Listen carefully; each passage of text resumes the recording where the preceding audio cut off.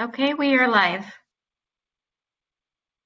All right, can one of my council members please say the Pledge of Allegiance?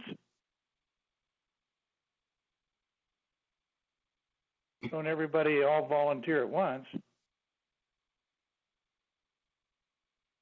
Yeah, I can do it. This is Michael Steinbacher. All right, please. I pledge allegiance to the flag of the United States of America and to the republic for which it stands, one nation under God, indivisible, with liberty and justice for all. Thank you. Welcome. Do we need a roll call, or you've got a roll, don't you? We can do the roll call. I can do that if you'd like. Do you think we need to? You've got a list already. Go ahead. Let's do a We roll do. call. Oh, sorry.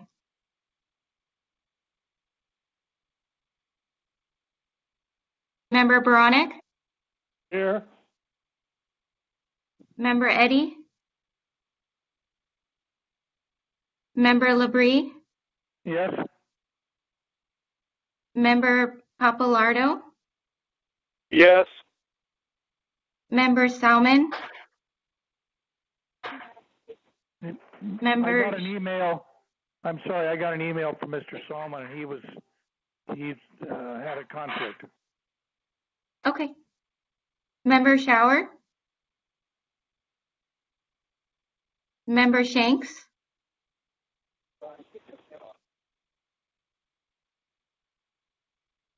Member Steinbacher? Here. Member Van Lobensel's?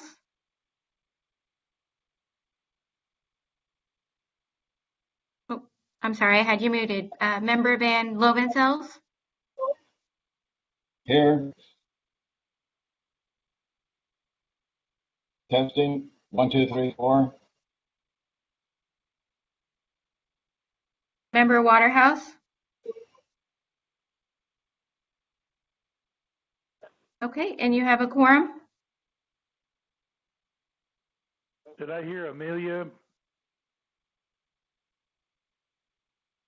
Member where? Member Wareham? Oh, I'm there here. she is. Okay. And then, Mr. Chair, I can read the announcement unless you would like to. No, I would be fine if you would, please. Okay. In compliance with directives of the county, state, and Centers for Disease Control and Prevention, CDC, this meeting is live streamed and closed to the public. Temporary procedures are subject to change pursuant to guidelines related to social distancing and minimizing person-to-person contact. To make a verbal comment at today's meeting, dial 916-875-2500 and follow the prompts to be placed in queue for a specific agenda item or off-agenda matter. You will be transferred from the queue into the meeting to make a verbal comment. Written comments are always accepted. Send your email comment to boardclerk@saccounty.net. Your comment will be routed to the board and filed in the record.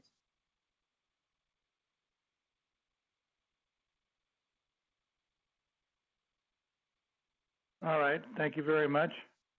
Have we got any additional introductions that we need to have in terms of county staff?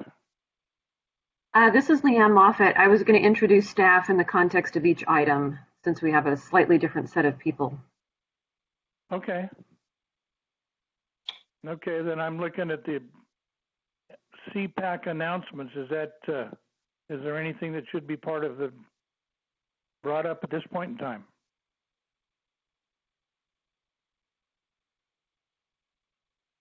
I don't believe so. All right. Then, as I'm looking at the agenda, we have a consent matter regarding review of the council minutes from July 23rd, which were distributed. As all members had an opportunity to review those. Yes. Yes. Yep. Madam Secretary, do we need to have a roll call to approve those minutes? Yes, please. All right, would you do that? Member Baronic, I approve minutes.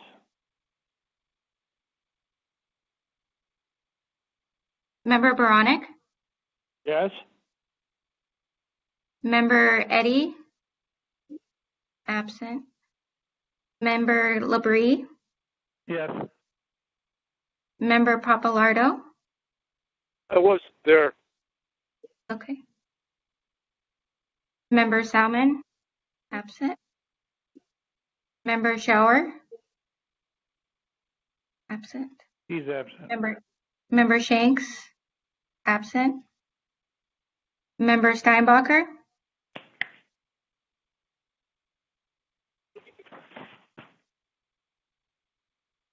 Member Steinbacher,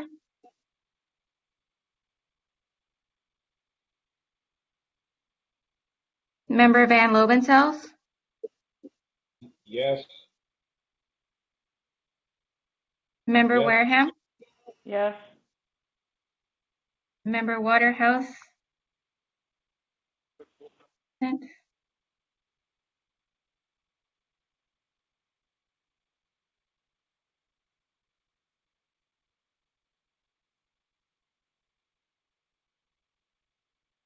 So I heard a yes, except what? Steinbacher didn't? We didn't hear from Mr. Steinbacher? We lost contact. Yes. Anyway. Oh, okay. All right. Madam Secretary, can we move on? You may. All right. First item on the agenda is the county code and zoning amendments related to industrial hemp. I have a question right away. It says informational. So I'm kind of curious as to why that's, I knew the second item was informational, but this item, I'm kind of curious why this is informational, Leanne. Got it. So this is Leanne Moffett, Planning Director. I was going to kick off the staff presentation, so we'll work that into our responses to comments here. So thanks for having us back. And because we didn't schedule this for a formal recommendation at each of the CPACs, we are taking it as an informational item. But we will convey the comments certainly to the CPAC, to the board when we get there. So we've done all of these as presentations and workshops to the CPACs. So thanks for having us back. We were happy to get your feedback last time. We felt you had a lot of good comments to make and valuable feedback. So we wanted to get back in front of you as quickly as we could. I did want to cover what happened at the board. Staff asked that the item be dropped from the board's agenda rather than being continued to a specific date.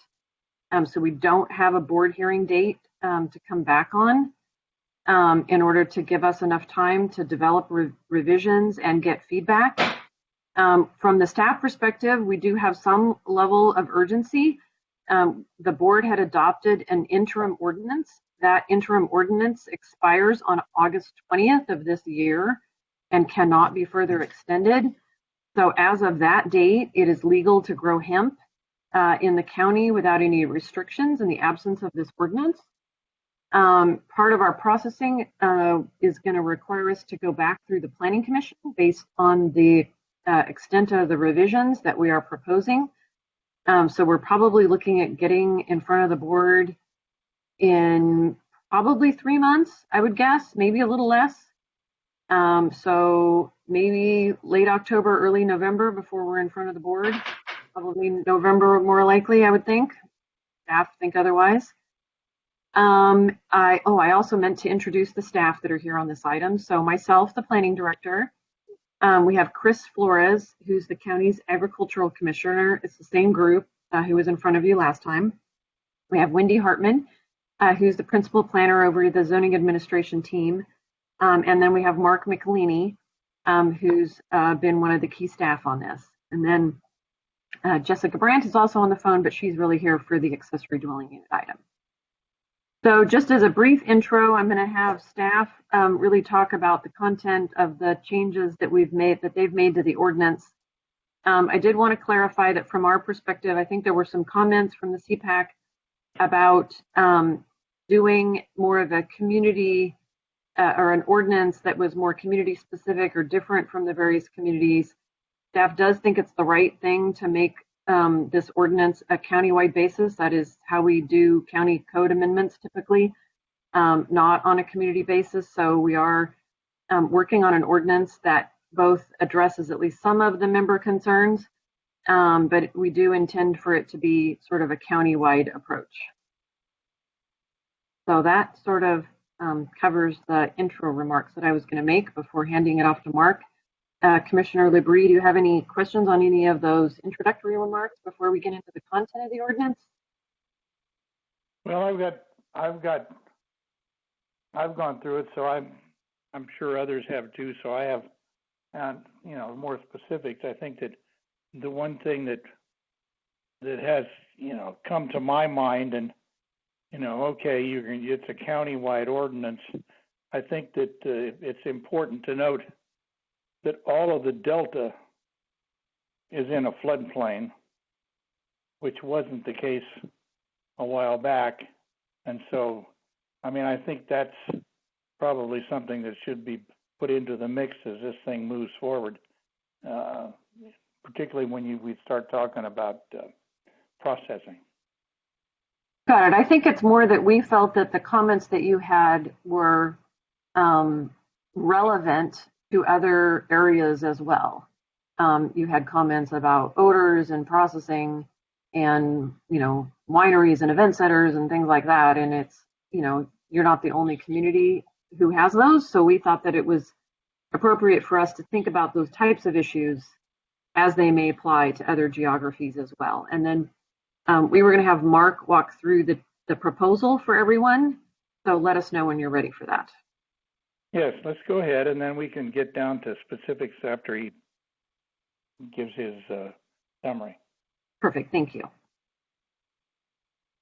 All right. Good evening. I'm Mark Michelini with the Office of Planning and Environmental Review, and we presented the industrial hemp changes to you on the July 23rd meeting, and we took your comments and feedback and made some changes to the zoning code and county code. And here's an overview of those changes.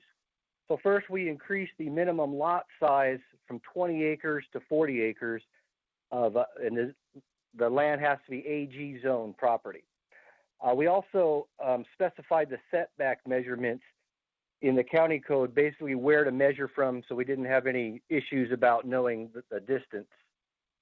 We also increased the setbacks from properties not zoned AG to 1,320. And probably the biggest thing for your group is the processing. We proposed it to be in an enclosed structure where the odor is not detectable from the outside of the structure. And those are the basic changes we have, and ready for your comments.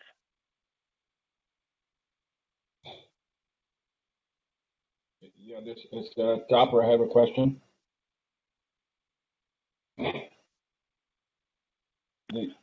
Yes, please. 1, 2, 3, 4. We can hear you. Please go ahead and ask. Yeah. Okay. So you've moved the setback to 1,320 feet near communities, or the incorporated also, both incorporated and non-incorporated?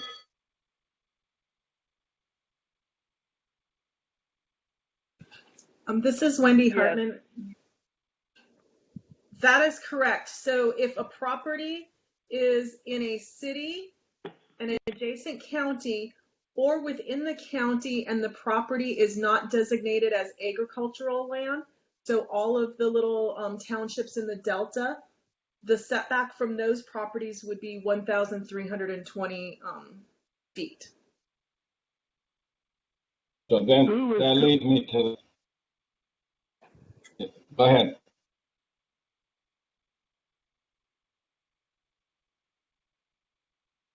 So that leads me to the next question. If it's an ag parcel or an ag res on one of the islands, what will that setback be?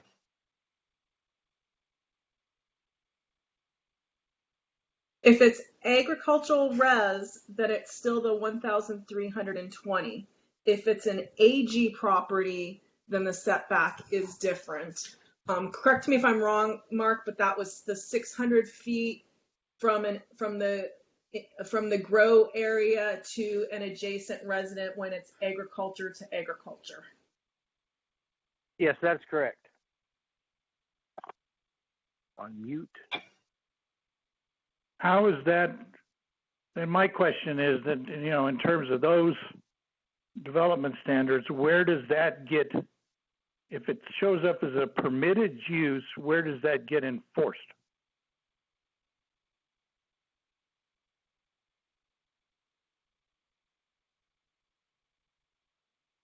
Chris, do you want to take this one? Yeah. Yeah.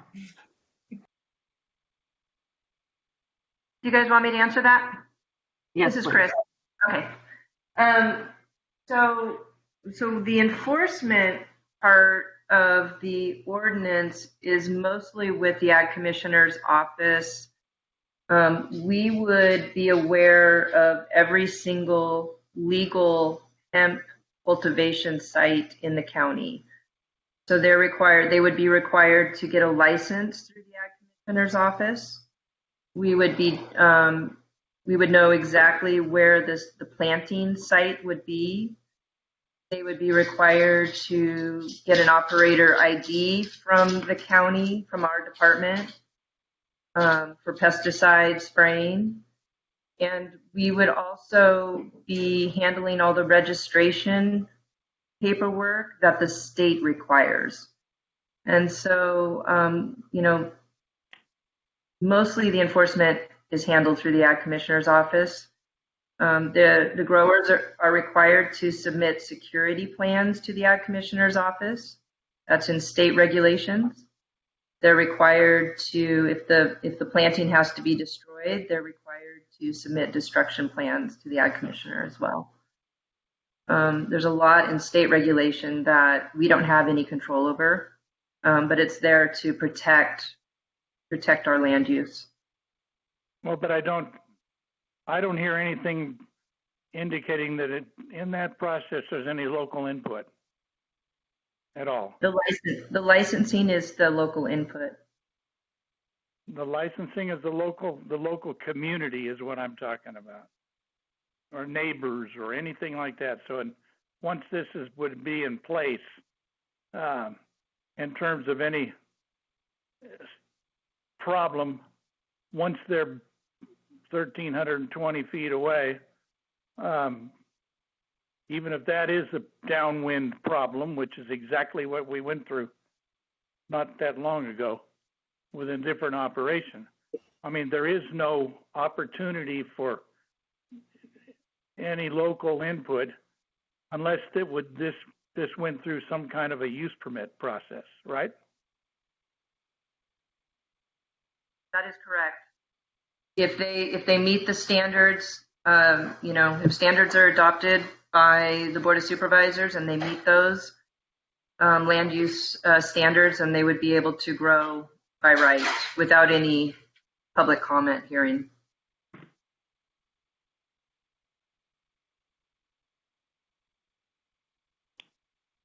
Okay, well that's one of my concerns in terms of looking at the first part of the code changes and looking at, the permitted use aspects of it.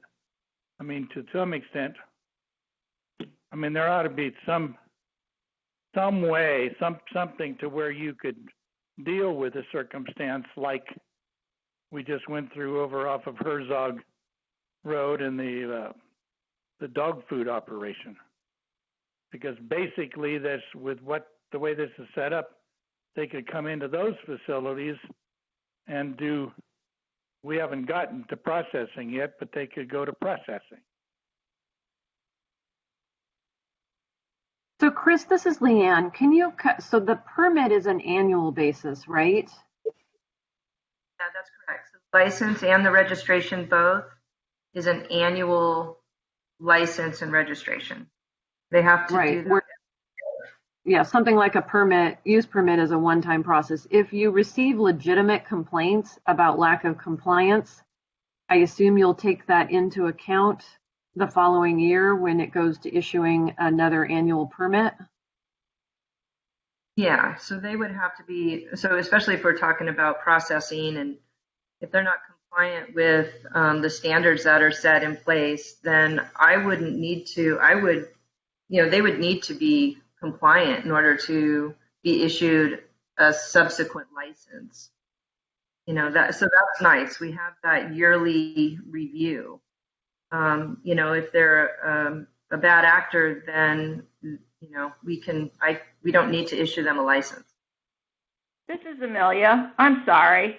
You're going to wait a whole year and put the public in a miserable position until you guys get around to deciding whether or not maybe you're going to not issue them another permit. I mean, you're just setting up another dog food factory, and you're putting the public through hell to try to get you to pull back your permitting for this stuff. And that's nice in your ivory towers, I'm sorry, people, but it doesn't cut it in the real world.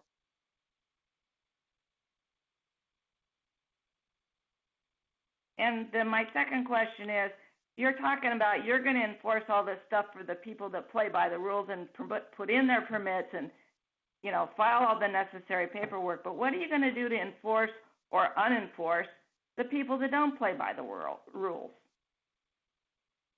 Is that your jurisdiction in the Ag Commissioner's office, or are you going to rely on the sheriff's? Or the public has to go complain to the sheriff's department, of which we have two to cover, hundreds of thousands of miles out here. And we're lucky if we see them in an hour's time when we've got an emergency. So I don't think you're being realistic about how this could potentially impact people. I'd like to see you reconsider how you think you're going to go about this. If you took this through a conditional use permit process, would that would be a stronger way? You could nip it in the bud before it starts if it looks like it's, at that point you're going to know more. You're going to get some local input from neighbors or whatever if you went through some kind of a conditional use permit process. Use permits are typically in perpetuity. In some instances, there can be timelines on them, usually when the area is likely to convert to something else, but there can be timelines. Revocation is very time-consuming, costly, and probably wouldn't take less than a year to revoke. The one permit that planning does have on an annual basis, that as somewhat of an example, not exactly perfect example, but we do annual permits for the Airbnb rentals. And so when we've had problem rentals where people aren't being good neighbors, they don't get a permit the following year. That's actually a whole lot easier way of shutting down problem sites than it is trying to revoke a use permit that's been approved. Okay, that's my opinion, at least. For a way. That's I appreciate that. I was just looking for a way to get input into the initial process that says, okay, that's going to be a fine, okay site, and even to grow that, so that you somehow there is neighbor community, depends on where, some potential input from the locals. Otherwise, it's not there. It's like Amelia says, it's just 1 year later. And it's all, you've already got somebody, making a decision and tilling and planting or setting something up that they're gonna want to keep going. So I just think that somehow, I don't know how, but somehow there needs to be some kind of way to where neighbors and within, everything else, 500-foot radius or whatever the case may be, there needs to be something.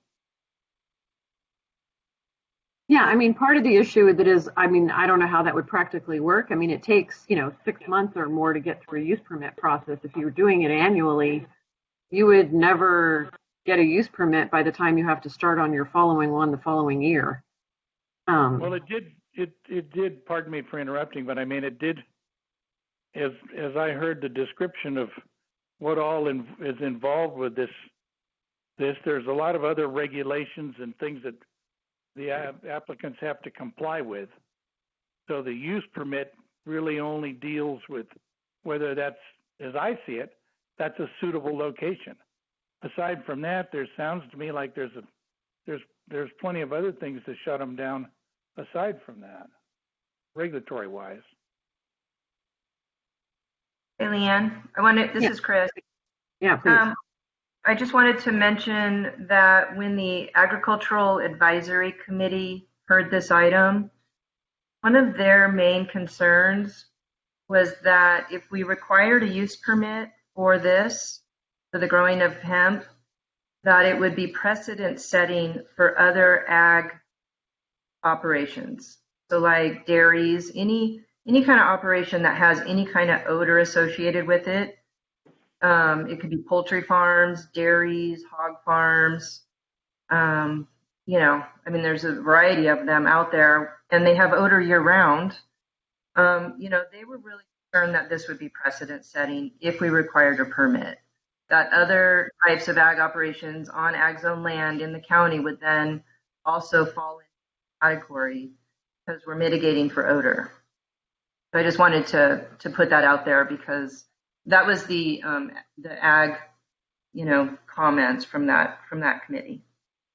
Well, Chris, this is Amelia. I would have issues if you were going to try to put a dairy behind the property where I live. I don't think people should be excluded from having input on whether they got a stinky whatever it is behind or near their property. I don't think that it's a setting precedent thing is all that bad an idea. I think it's because ag zoning is supposed to be for ag. And so we need to also protect the ag industry, similar to the way we protect other uses on land. Well, if you put F after that, then you could distinguish between the Delta and the rest of the county with an F, the flood zone. So in terms of how you look at this thing and, in the broader county perspective, given that we, the Delta, have been blessed by the FEMA now to where, with the exception of East Walnut Grove, everything else is now in the floodplain. And so there's a lot of some of those things you couldn't put here and meet the regulations. So that's something to think about. I have a question. Go. So if a grower comes in on Grand Island, he's got a 40-acre parcel. He's going to plant 1,320 feet west of the tract or Walnut Grove. He would not get a use permit. He's going to get a permit to farm that crop, correct?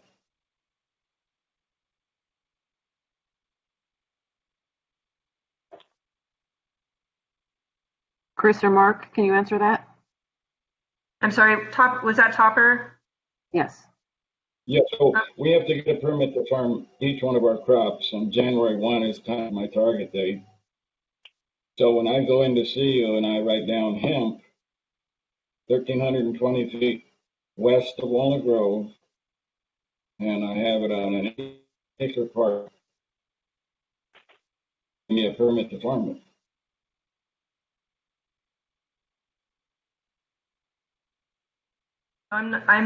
You're going in and out for some reason, and I'm not understanding the question. So the permit to farm would be the same as a permit to farm corn or tomatoes or any of the crops. Is that what we're saying?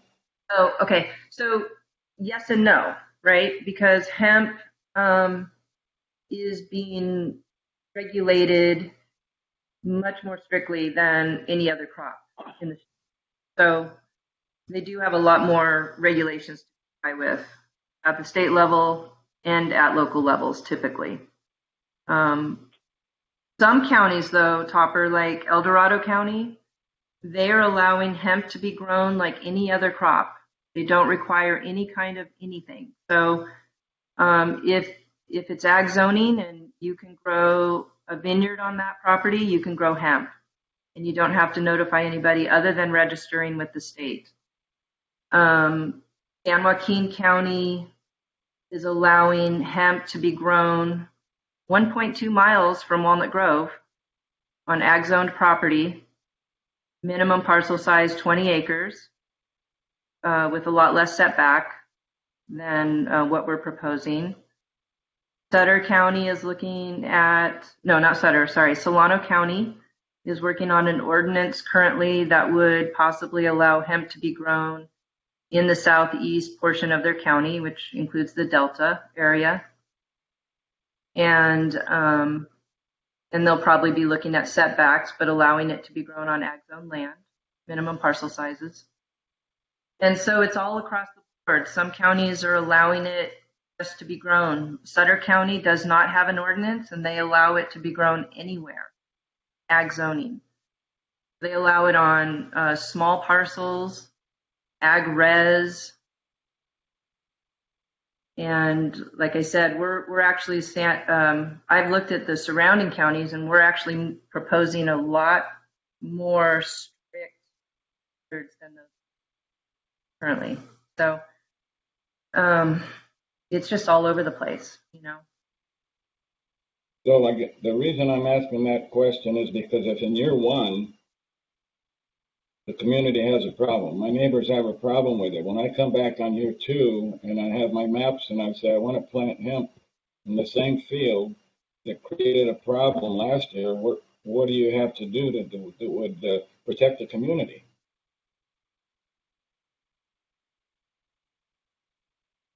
We don't have anything. I mean, so we could look at the right to farm ordinance, because if we get a complaint within the first year, that crop is not protected by the right to farm ordinance. You have to go 3 years without any complaints to be protected. So you wouldn't really have right to farm protections if you get complaints the first year. And that's something that we could consider. But we don't have anything in writing that says if you get a complaint, you know, this is what you do. We don't have anything set up like that. This ordinance isn't locked in place for 3 years. What's that? What did you say, Topper? So the ordinance is not locked in place for 3 years. In year 2 and 3, there's an adjustment period. Correct. On the right to farm ordinance? Right. It's not within the right to farm ordinance, so the community has an option in year 2 to say no, that there's a problem there in that particular field where they had hemp last year. Right. So that's a right. Yes. Yeah, you have to go 3 years without any complaints.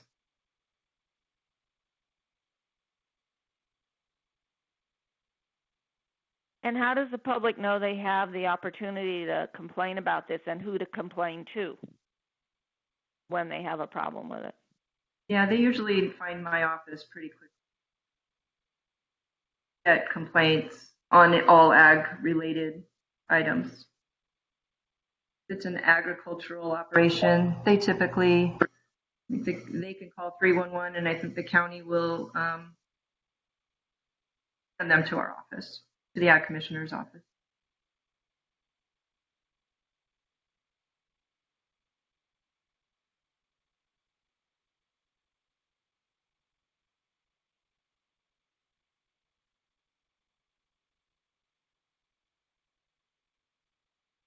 Other comments? Well, I like the Moving on. part about the processing has to be in a structure where there's no odor, so we've come a long ways.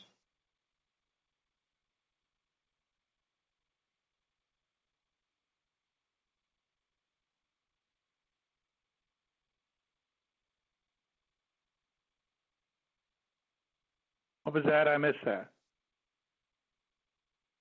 If they're going to be processing, they have to be in a structure and the odor cannot penetrate through the walls of that structure. Well, if they're going to be in a structure and For they're in the processing, they floodplain, have to be in a structure. they're going to, that now we're talking processing. Yes. Which I have a problem with to start with. And then in the M zones, which we talked about last time. Plus, they're, you know, besides which they are in the floodplain. So if you're going in to change a use and grow hemp in an existing structure that's in the floodplain, then you got to make it consistent with the regulations of the floodplain, which means it has to be floodable. And all your power, anything like that, which would be in there they would need and to even scrub the odor, which they'd have to do, would all have to be above the floodplain. So the floodplain itself regulations maybe help deal with otherwise this kind of use, which really should be a conditional use if it's in a structure.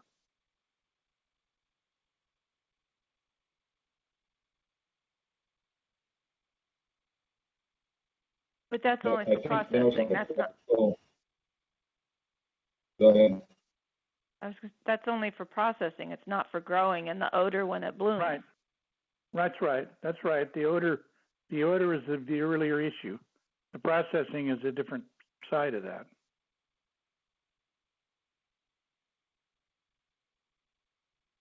So from a practical point of view, because we'd have to build the structure at elevation 16 near Cortland, if we built one there, it'd be so costly we would go outside the floodplain.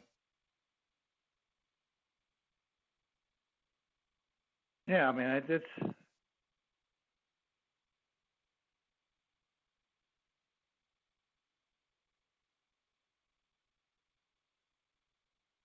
well. Should we go through the red line, the changes that are?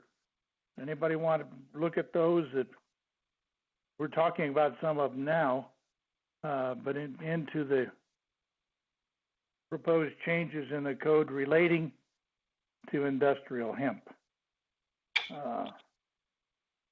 and processing.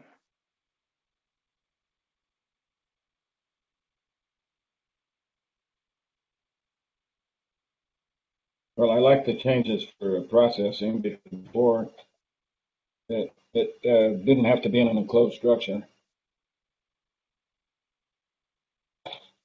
You don't want it in an enclosed structure for processing? No, that's an improvement. I like it.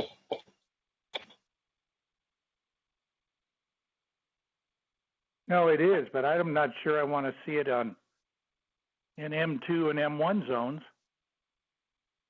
given where they are.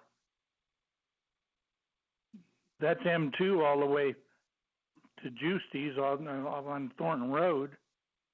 That whole area is M2. Buckley Station is an M1 or M2. There's little bits and pieces everywhere.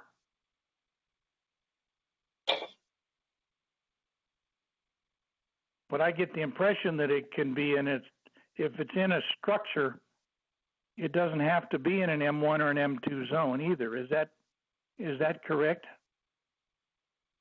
The process? Yeah, we're proposing if it's in an enclosed structure, it can be on the AG properties. Right. So it could be so you could take those structures that are out there on that site where the dog food place used to operate, but was for alfalfa originally, enclose them and go through the process to have that reviewed and signed off on, and use those or some of those to grow, to basically process industrial hemp. Well, I will point out on the American River Ag item, we also have the complication of the Williamson Act contract, Right, where but we if you concluded that the product, if you didn't have the Williamson Act in 10 years from now, yeah, when their non-renewal runs.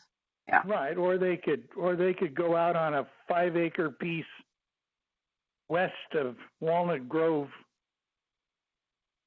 more than 1,320 feet, but 5 acres, and build some structures to Right. process hemp. Right. The way this is set up. And we have looked at structures. We've gone and looked at examples. There are a fair number of structures that both grow and process marijuana that are in completely enclosed buildings. So we've got it like in the city of Sacramento, not in the county, and in other jurisdictions where they have installed odors, so they're odor controls, and you cannot smell it from the outside. So there are good examples around there of where the cannabis industry has figured out how to deal with the odors for cannabis to look at, to use as an example of Right, what no odor. I read a good article that was in a magazine in the hotel in Morro Bay about carpinteria, and there's a bunch of cannabis operations in carpinteria inside. Mm-hmm. And you're right. There was discussion or talk. The article talked about that, the ability to basically eliminate the odor, I guess, in a certain kind of a process. But I think my point is, I don't think those structures can be. I think the floodplain regulations would preclude some of that. That very well may be. I don't know. Yeah, that could be, certainly. You know probably more about building a building in the floodplain than I do. So. Yeah, for a long time. So, I mean, I'm just thinking, I know what the floodplain elevation is, and when unless you get on some high enough ground around here, your whole entire structure would be under the floodplain.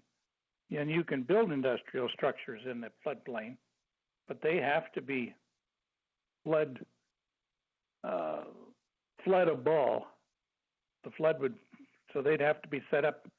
So then that would make it much more difficult to scrub the odor, because it would have to have vents all the way around it to allow floodwaters in.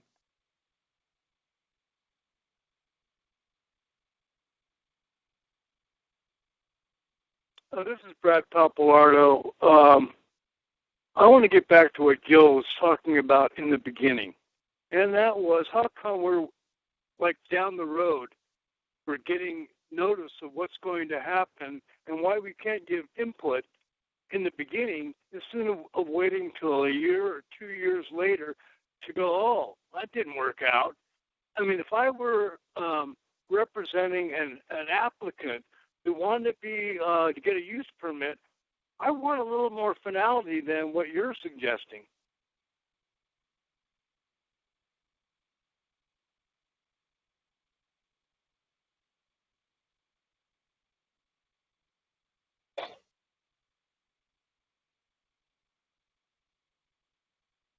I would have to defer to Chris and Mark on Mrs. Leanne on the annual permitting process and how that's going to work.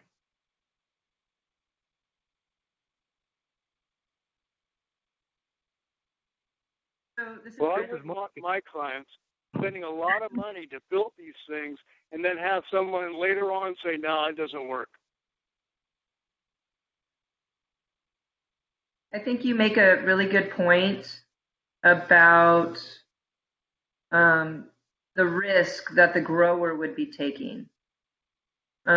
This is a huge investment for somebody to grow hemp. The seeds are really, really expensive. The plants are very expensive. And so I think they would be also looking at a suitable site where they would not be, causing issues. I think if they wanted to grow on a site year after year, it would behoove them to look for a site that has other large acreage around it as buffer and is not near a community or a residential area, because they're not going to want the headache either and want to grow a crop, make money. And so I think that's a really good point that you made. But we just, we're learning from surrounding counties and issues that they are countering.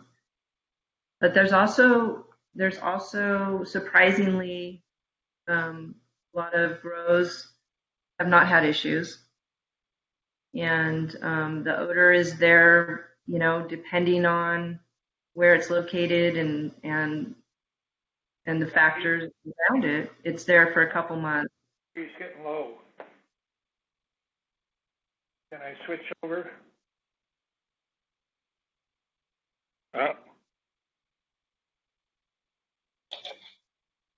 Well, my point is that why shouldn't the community, who are pretty intelligent guys and know about a lot of the issues going on, why aren't they alerted early to identify the issues that could be a problem for the prospective user permit applicant? Oh, put that on.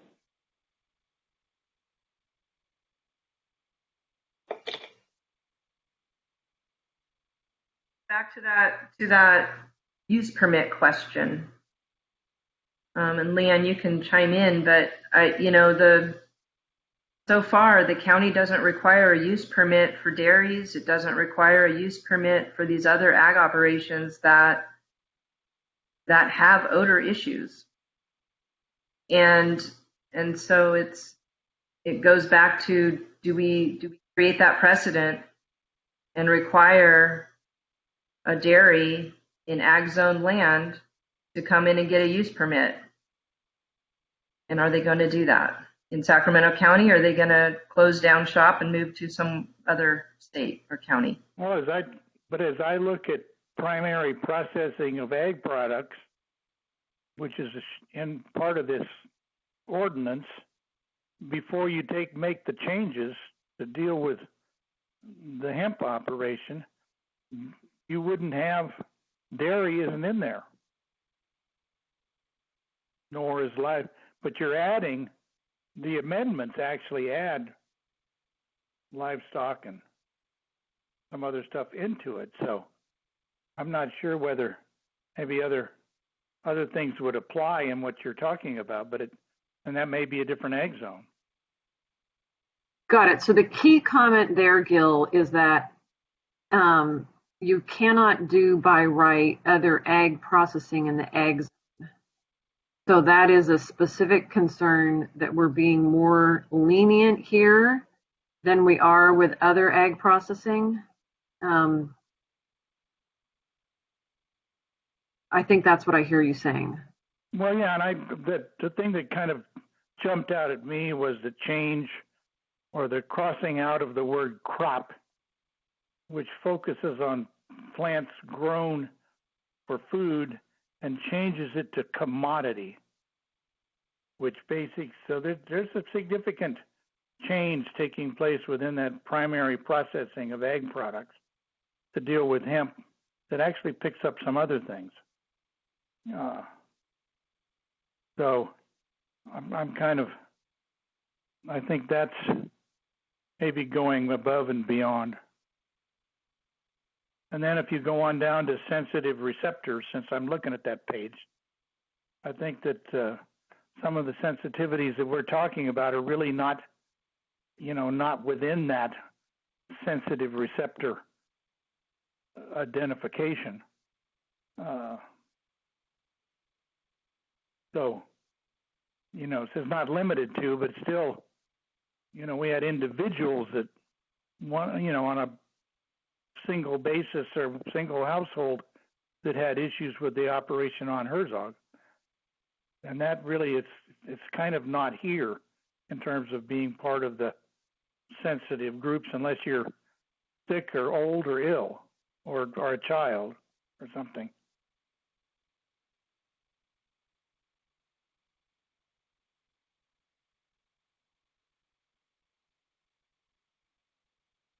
Personally, the processing bothers me. It's, almost more than the cultivation from the standpoint of trying to make sure that it's compatible with where it's done and that it is compatible with the community, the Delta communities, portions of the Delta community. Mr. Labrie, this is Chris Flores. Hey, so if they are processing hemp on an M1 or M2 zone and they're not allowed to, they're mitigating for odor, so they're scrubbing for odor, what is it about the processing that you don't like, that is unsettling? Well, it doesn't seem to me like it's going through any kind of a local process, a process where you'd have, again, local input saying, I don't want that happening across the street from my business on Thornton Road in Walnut Grove. Is it in that building that you started out as a hardware store 30 years ago and has morphed into more than one thing over the years, and might be a logical candidate metal building for someone to want to come in and try to turn that into a cannabis operation, which can easily, without a lot of oversight, ultimately morph into something it's not supposed to be.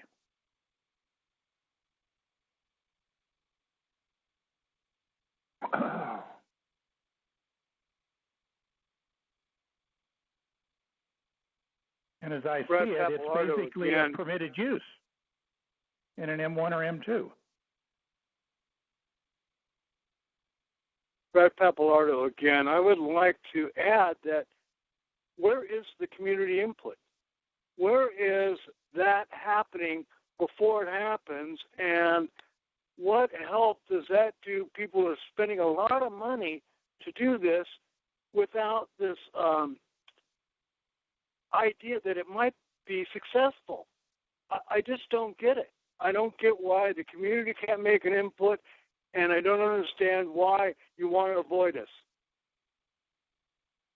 So what I think what we're hearing is that in general, the CPAC would prefer a use permit process. I think that's both for growing and processing, but I could use some clarity. And do you want that to be a one-time use permit, and to give up on the annual permit, but instead go to the more traditional single one-time use permit that would then have to be revoked if there were problems? Is that what the CPAC is saying? No, I'm saying let's talk about this up front. Let's find out the issues and the problems from the people who are affected, the community. And let's just start at the right place, not a year down the line. Well, that's what I think it's Leanne. Is that Leanne? Yes, it is Leanne. I'm sorry, I should have said my name. I think that's what Leanne is suggesting with a conditional use permit process, although I think it should be a use permit process that goes to the Planning Commission and is not a zoning administrator item.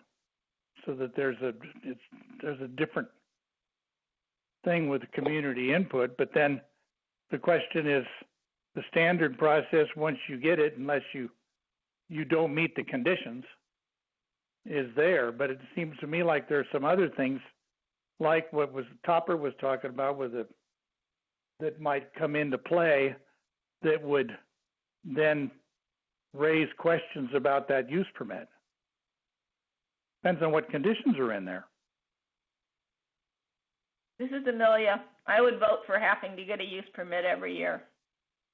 Well, it's about $15,000 and takes close to a year to get a use permit. So it wouldn't really be feasible to do it on an annual basis because you'd never get it by the time you needed it. The use permit is a vastly different process than the annual permit. Well, if someone's just going to build, say along Thornton Road, if they're going to build a structure at elevation 16 to process hemp, they're going to invest a tremendous amount of money. So that would I would think that should have a use permit. Got it. A processing building. Yeah, that would be a one-time use permit that would have to go through a revocation in order to remove it. Yes. So are we talking conditional use permit, Gil? Yeah. That's what they are. And then maybe you are on the annual thing that you were talking about with respect to cultivation.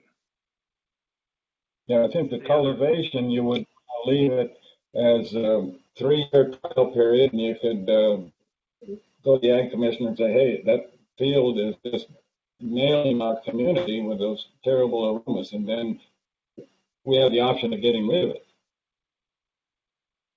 Yeah.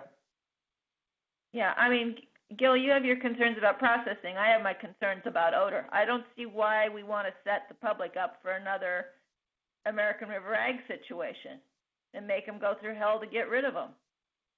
To Brad's point, we're not giving anybody the opportunity to say, time out, we don't want this in our backyards. Well, you got to distinguish between the cultivation and the processing, I think, and that's kind of what we're talking about. And the cultivation would be the, growing the crop out in the open somewhere at least 1,320 feet away or more. And we're talking about maybe the potential of that going through some kind of an annual review that somehow gets the community involved to some extent. I don't hear the county moving in that direction, though. They keep saying they want to treat it like everything else in terms of ag. Well, she makes a good point about it takes a year to get one. I can tell you, I haven't gotten one in a year. Longer than that. So, but it's. But 1,300 feet is not very far. No, it isn't when you're talking about west of Walnut Grove. Right.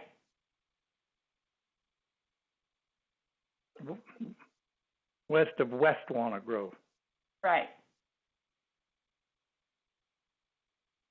But then we got to, the discussion was pointing out that if you're going to go to cultivating it, that you're not going to want to, whatever investment you're going to do in terms of making that happen, you're not going to want to do something that might be a problem in a year, and you can't get a license to do it again.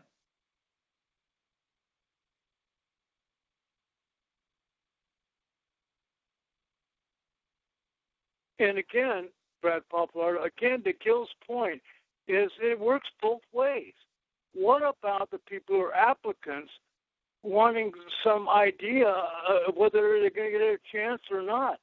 I mean, let's find up front where the community is on this, and we should be involved before it gets to this year deal. I mean, these are things that we're pretty much aware of. We understand what's going on here in the agricultural districts. I mean, I just don't understand why we have to go into this year process or any of that without us talking about it first, the community talking about it first. So I think we're all saying the same thing. The community needs to have some input to growing and to processing wherever those sites are. And I don't hear that as how this thing's set up. Is that what other people are hearing? I think that's where this CPAC is coming from in terms of concern. And that's where it was the last gathering. And not an easy issue, that's for sure. And aside from all this, we're still talking about people that want to go by the rules. I've not heard anybody say how the Ag Commissioner's office is going to handle people that are growing it without going by the rules. So I can answer that. Okay. If it's not a legal crop, then it's considered cannabis and it's illegal. And so then the sheriff would get involved. It would be a law enforcement issue. So the legal growers are, the illegal growers are not. And so it would be handled like any other illegal cannabis crop. And how does a community person know whether it's a legal grow or not? Know exactly where those sites are. Do you have kind of a, quarterly or whatever inspection process or monthly or whatever that would basically kind of monitor these kinds of operations? They will have to, we'll know exactly where they're growing. So if we get a complaint from somebody that says, hey, or a inquiry from somebody that asks, is this a legal cultivation site? We could look it up and find out if it is or not. So you don't have what would be a standard operating procedure approach to where you'd make where there'd be inspections every 3 months or 6 months or whatever. There'll be pre-site inspections required. There'll be we would go out after the site is planted. And then unless there's an issue, we wouldn't have to go out again until it's time to sample.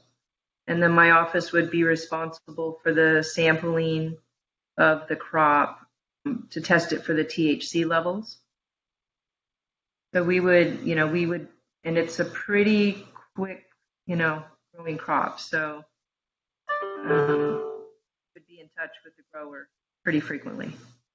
So you would be out there? Yes, we During would be that out year. there. Correct. Oh, absolutely. Absolutely. And it's not they usually plant in, May, June. They harvest in anywhere between August and October, and then it's done. So it's not something that's year round or. Okay.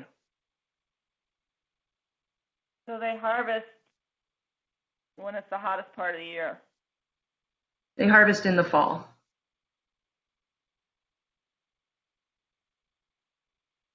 And it blooms in June and July then? Something like that? Yeah, it starts in July, August, depending on when they plant. So when we have all of our air inversions and it's hotter than heck and there's no air movement and all this smell is going to be stagnant and laying here invading people's homes, we just have to suck it up and say, that's okay?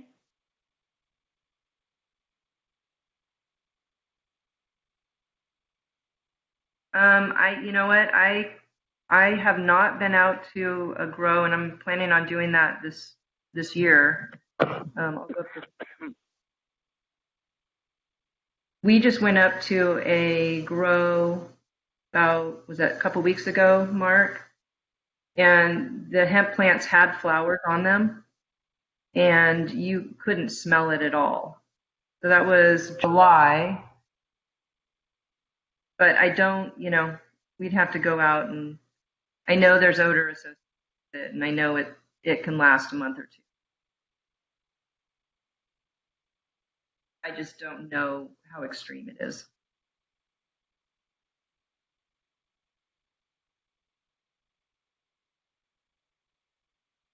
All right. Has anybody else got anything else to add to this workshop? I'd like to see the county get back and do more work on their proposal. Figure out how to get community input on the front end and for the applicants, like Brad was talking about.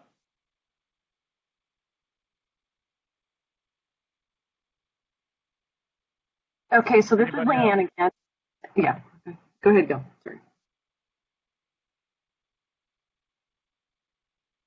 Speak up.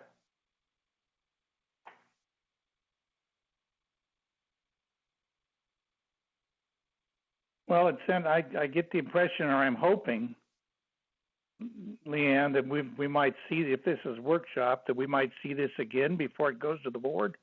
Or is it going to be one of those, the next time we see it, it'll be before the board? Well, we have to go through the Planning Commission again. And Okay. as I mentioned in the introductory remarks, because the interim ordinance is expiring in like a week, and it takes us a while to get the materials before the Planning Commission, and then there's usually a 2-month delay between the Planning Commission and the board. There's a gap to make it on a board agenda. We do want to get this in front of the Planning Commission. So I think our thought right now is, I don't know whether we're going to make more changes. That's not, it's something that the group needs to get back together and decide. But I think our next step is going to be the Planning Commission. We will definitely let you and the other CPACs know about that Planning Commission hearing. We are going to do our best to try to convey the general comments that we heard tonight in the report to the Planning Commission. We'll make sure you know what it is. So if either as a CPAC or as individuals, you want to call in and participate and comment to the Planning Commission, you can do that. And then we'll be at the board, like I said, probably in the October, November timeframe. Our concern is that if we continue to repeatedly go to the CPACs, we're never going to get to the Planning Commission and we're never going to get to the board. So we do want to get something in front of the board so that it's up and running and in place. Well, I hear you there. I just would, if this tonight's discussion has any influence on some fine tuning and tweaking, which would be great if it did, it would be nice to see that before, more than just a couple days before it goes to the Planning Commission. So that then, if it's, particularly if it's, and if there's nothing, then I guess there's nothing to preclude us from writing individual letters to the Planning Commission, I suppose. Right. We'll have to see. Typically, you are right. We usually issue materials to the Planning Commission commissioners at the same time we do as the board, because we want to provide the materials to everyone at the same time. If we have anything in advance that we can provide everyone, all parties, we'll do that. But we do need to provide it to the commissioners at the same time we provide it to the public. That's the general rule from the clerk. And the same thing is with the board. And that's why we don't distribute staff reports prior to the board hearing, is because everything has to be released to the board members at the same time it's released to the public. So we'll definitely continue to ponder the comments that we've heard tonight. We will be working on this presentation to the Planning Commission, and we'll definitely let you know when that is so you can participate.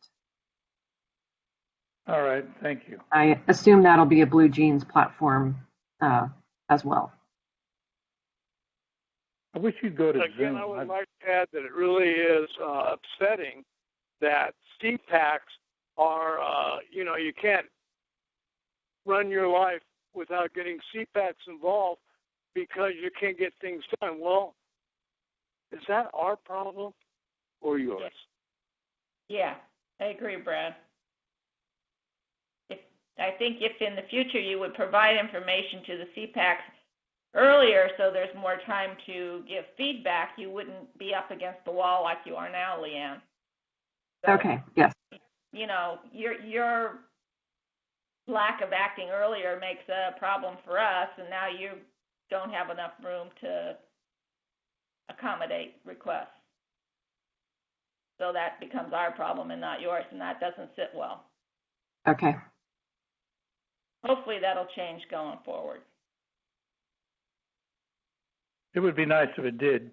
I'm ready to move on unless somebody else has anything new to add to this discussion. I'd like to go ahead and move on to the second item.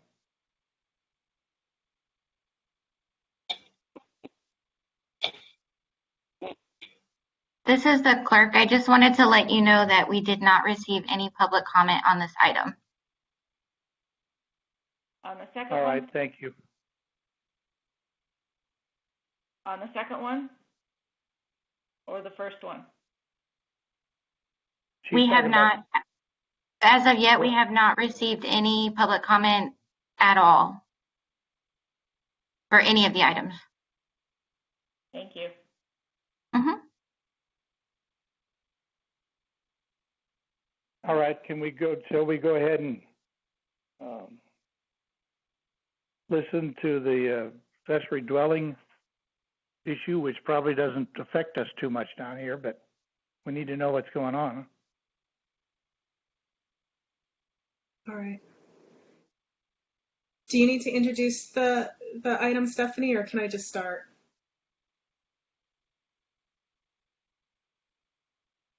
You can just start if that's okay with the chair.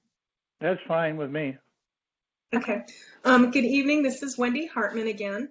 And the zoning code amendment for accessory dwelling units that was presented in your package as item number 3 is primarily comprised of state mandated changes. So there's limited ability for county staff or even the public to make amendments to the state statutes, but I did want to kind of go over what some of those key changes are that the state is requiring local jurisdictions to comply with as it pertains to accessory dwelling units. The first item is that we now will include the creation of a junior accessory dwelling unit in our zoning code, and a junior accessory dwelling unit, or JADU, is defined as a residential unit that's located completely within the primary dwelling and is less than 500 square feet in size. The junior ADU must include an efficiency kitchen and exterior access, but it can share bathrooms, laundry facilities, and other amenities with the primary residence. It can be rented out, and it does require that a deed restriction requiring that the property owner live in one of the units. So it is a deed restricted type of unit. Other notable changes include increasing minimum dwelling sizes. Previously, the county code, we limited the size of accessory dwelling units based on parcel size. With the changes in state regulations, they have now established minimum parcel or minimum dwelling sizes irregardless of the size of the parcel. So if someone wants to build a studio ADU, we have to allow up to 850 square feet dwelling unit size. And if they're doing a ADU that's 1 or more bedrooms, the minimum size is 1,000 square feet. So people will be able to develop much larger ADUs than they may have been able to do in the past. And then the state also reduced the minimum rear and side yard setbacks to 4 feet. We typically had a 5-foot side yard setback. The street, and if you're on a corner lot, those remain the same. We can still require the typical 20-foot front yard setback or 12.5-foot side yard setback. I'm sorry, Gil, did you have a question? Well, I was surprised the 5 feet down to 4 feet. So the state did that, huh? The state did that, and we actually plan on putting a little footnote in our zoning code so that people are aware that when they go to less than 5 feet, that there may be enhanced building or fire code standards that that structure will need to meet. Because we don't want people thinking that they can just go to 4 feet, and it may actually cost them more money to do so based on changes in construction type. So we are putting people on notice that if they do go down to 4 feet, there may be additional requirements. Well, no, because I think your setbacks are, you're setting those in as part of the planning review, and the county's got, that's built into your code. So it's not a building code issue until you get for that kind of use that I'm aware of. Do these go through go back to the use permit, or you just go ahead and do it kind of thing? Is there a process that one goes through to do an ADU or a JADU? They have to get a building permit. So the state will not allow us to do any sort of discretionary permits for ones that meet these minimum standards. So if someone wants to build a 1-bedroom ADU at 1,000 square feet and meets the setback requirements stipulated in our ordinance, which is replicating the state criteria, they would just need to get their building permit. Is there a lot size, a minimum lot size? No, the state eliminated minimum lot sizes. Holy smokes. Can you say that again, please? The state eliminated our ability to require a minimum lot size. So then the only thing that's going to come into play would be your setbacks from the property lines, as well as what is in the county code, maybe regarding distance between structures.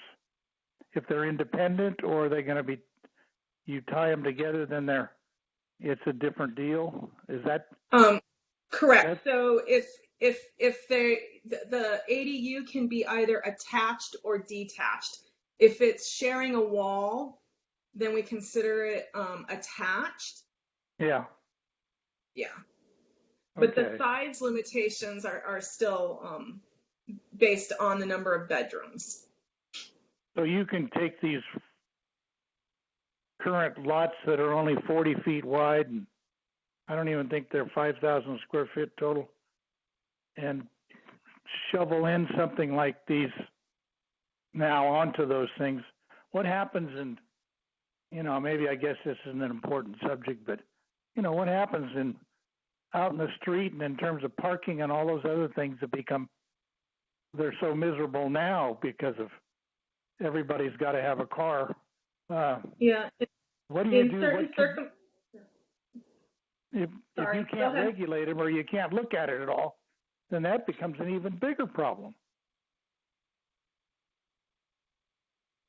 So you're correct. So there are limitations on when we are able to require additional parking or not. So in some of the more urbanized areas, we will not be able to require additional parking.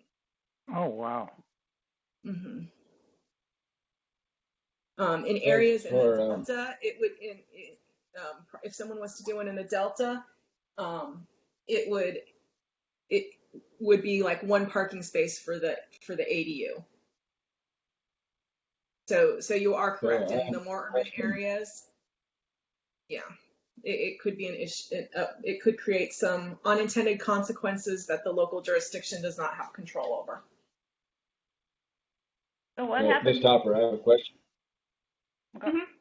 In the Delta, where the single-family homes are built, and they're say 9 feet into the floodplain, would the JADU or the ADU, would the ADU be built at grade, or does it have to be elevated 2 feet above flood elevation? The JADU has to be within the primary dwelling unit, and it still needs to get a building permit. So if there's restrictions on where the floor area could be, it would have to be elevated. So the JADU is inside your existing home. Correct. So think about maybe you have a large multi-bedroom home and you decide that you want to redesign maybe one of the bedrooms and some area in your home to have a separate entrance and an efficiency kitchen, then you could get a building permit to create that as a separate dwelling unit. Above flood elevation, 2 feet above? It would have to meet the floodplain requirement, but for building, it's not the same as a completely independent unit because we don't, they're not considered that through the building code, but basic residential codes would apply to it. Yeah, you'd have to ask George Booth, but I think Topper, you could within, if it's already residential and it's in the floodplain because it's, you know, it's grandfathered in or whatever you want, then you're just remodeling with inside that to turn it to create this JADU or ADU, then you probably wouldn't, you could do it within the, you know, and not have to elevate it. I mean, it could be what it is in your basement. Gil, If it doesn't matter, I think you're probably 6% correct to the on value. that one. For those existing non-conforming ones, you're probably correct. Yeah, I mean, just if it's, because I've already worked on a project that took it downstairs and made some changes in the bedrooms and it's in the floodplain. And it went through. The next question would be, if an ADU is less than 50% in size of the existing single-family home, would that be built at grade, the same as a single-family home, or does that have to be elevated?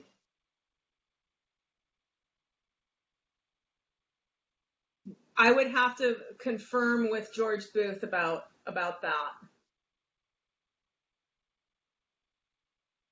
Okay, thank you.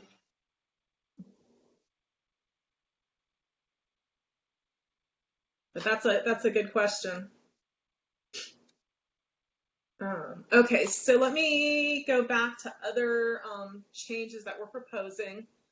The other thing that's a little bit unique about the state regulations is that they are also allowing for multifamily projects, apartment complexes, to be able to add up to 2 detached ADUs, as well as the ability for them to convert non-habitable space. So if they have garages. This battery was going dead too. I had to. No. It dies, it dies. I put the other one. Am I fading out? Can you guys hear me? I can hear you. Okay. As I was saying, so apartment projects will now be able to also add accessory dwelling units, which is a new component of state regulation. The state changes also are going to limit our ability to require non-objective design criteria, such as requiring the ADU to have a similar architectural appearance or roof pitch as the primary dwelling. So we're removing any of our non-objective design criteria from the ordinance as well. Wow. That's just, whose great idea was this in the first place? This is state legislation. So we're implementing state legislation that took effect January 1. We actually, on an interim basis, have already been implementing a lot of these criteria because when the state legislation took effect, it superseded our county code. But who got the state legislation idea in the first place? I mean, this is like... There were actually multiple housing bills that were related to ADUs that were adopted. There were 3 different bills that this language comes from. So this is Leanne Moffett. So in general, the state legislature has declared that there's a housing crisis, that the entire state needs to build more housing units. And so this was their way of getting the locals' jurisdictions to make it easier to build accessory dwelling units. Clearly, they've written a one-size-fit-all for, urban dense places like San Francisco versus rural areas. I think if we looked at what legislators were writing these bills, you're going to probably see that they come from very urbanized areas.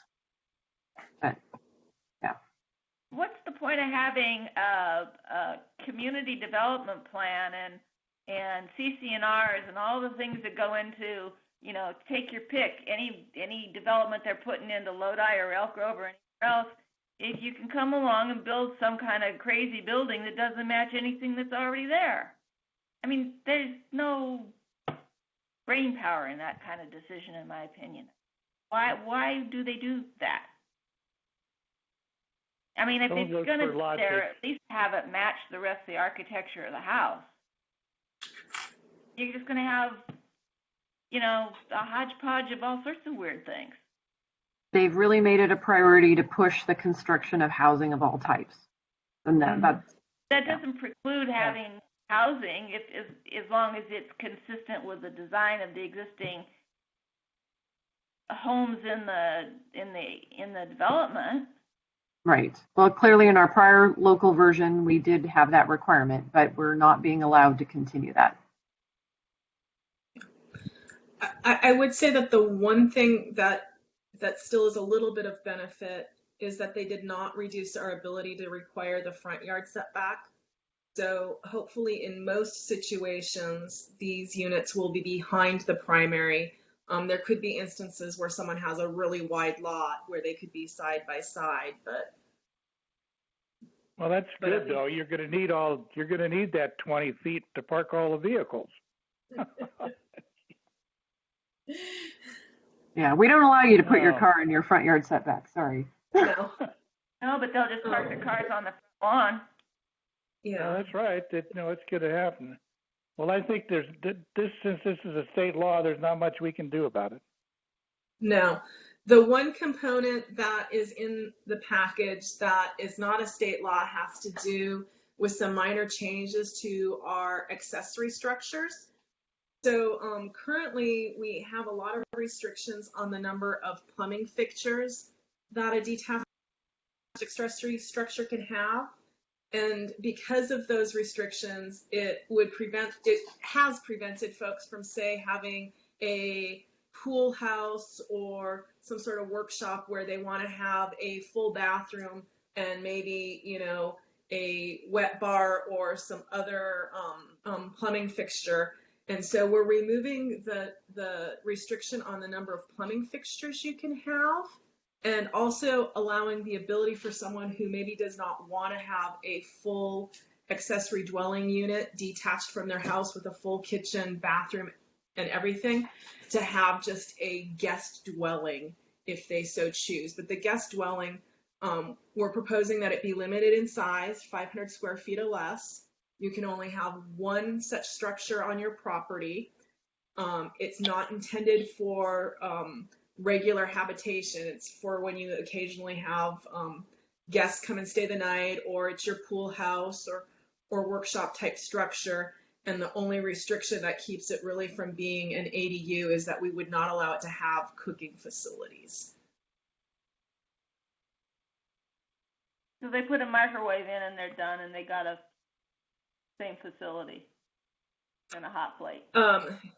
They could have a microwave and a wet bar, but they could not have an oven, a cooktop, that sort of thing.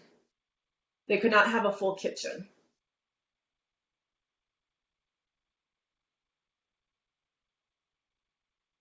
Well, I think we've heard all we need to hear, since we're not going to be able to, we can't do much about it anyhow. So, anybody got anything else they want to add on this item, or is it time to kind of move on and close up this session?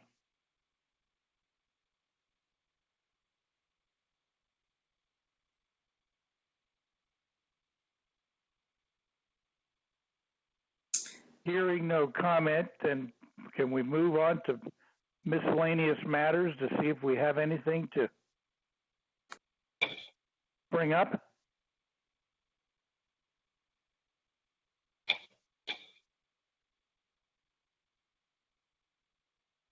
Madam Clerk? Yes, you're welcome to move on to staff update if there is any.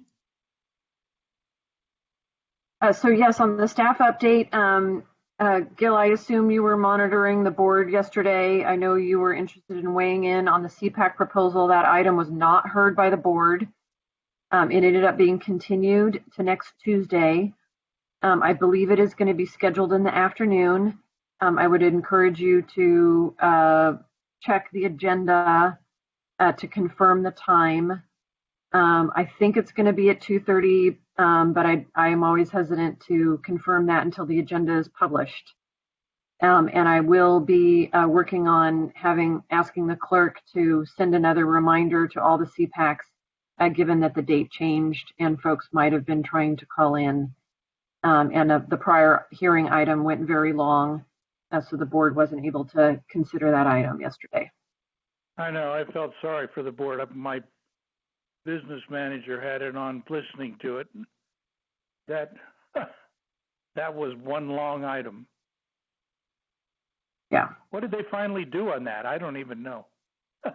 On the that I wasn't. Thing. I'm glad I wasn't. Oh, the McClellan item did not pass. Oh, okay.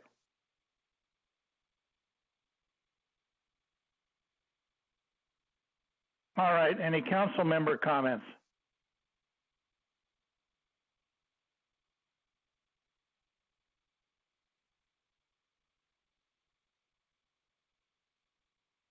I'm assuming there's no public comments.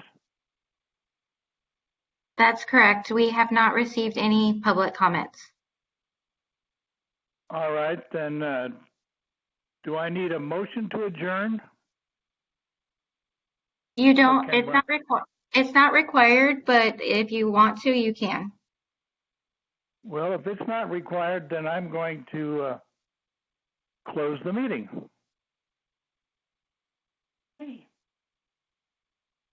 And say thank you to all of my council members for listening.